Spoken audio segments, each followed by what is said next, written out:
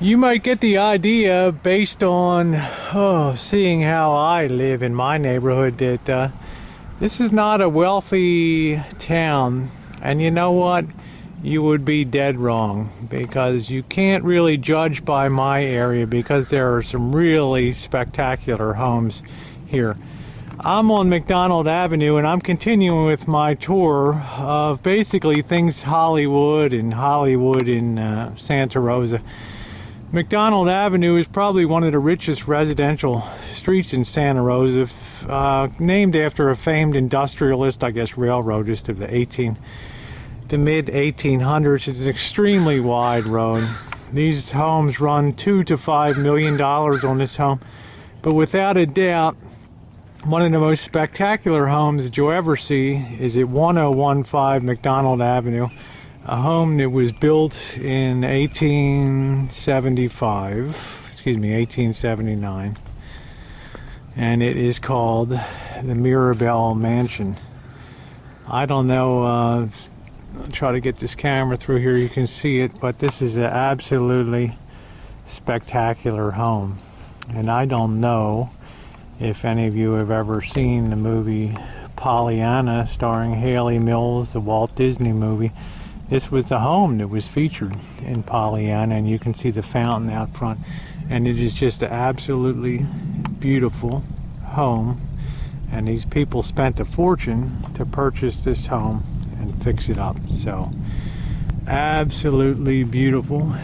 Everything from their mailbox to just the view up the front. You know, you talk about money, money, money. So, this is probably the most famous home in Santa Rosa, no doubt one of the loveliest in the nation. And as I mentioned, it was featured in the Walt Disney movie Pollyanna. We're going to walk down the street now, and they have a little thing about Mableton Mansion here that explains out front, and you know, it's definitely a historic home. But if we continue down the street here, those of you who were on my downtown tour of Santa Rosa last week when I was down at Railroad Square will no doubt remember me mentioning a movie called Shadow of a Doubt, which was one of Alfred Hitchcock's early movies, but it was an absolute thriller. We'll turn right and get a view up to the house from this side here, not to go backwards and jump around, but you can see that this home is just absolutely spectacular. You can see the gazebo off to the left. The grounds are beautifully maintained. I like the touch of the awnings on the side. I particularly like the fretwork. I don't know how well you can see that, the gingerbread detail above the roof and everything, but it is just absolutely phenomenal house. And I would say it's probably one of the 10 fanciest homes I've ever seen in my life. So, once again, can't really judge by my area, but there is a lot of money here in Santa Rosa. And to prove that that's just not a one-off home, and I'm sort of shooting into the sun here, and I'm trying to keep the camera steady. Here's another beautiful, stately home as we move down the street here.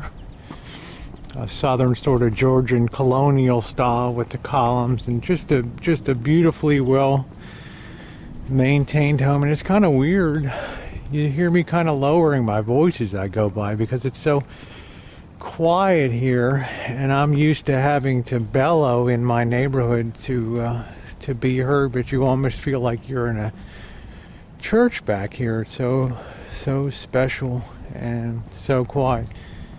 But getting back to what I was saying is I'm coming down McDonald Road here.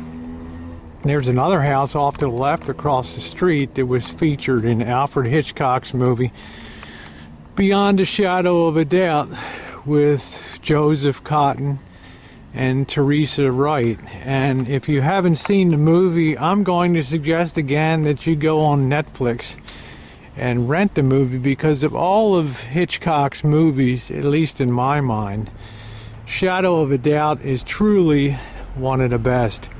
And there's no denying that Hitchcock loves Sonoma County, because he filmed the birds here out on the coast at Bodega Bay.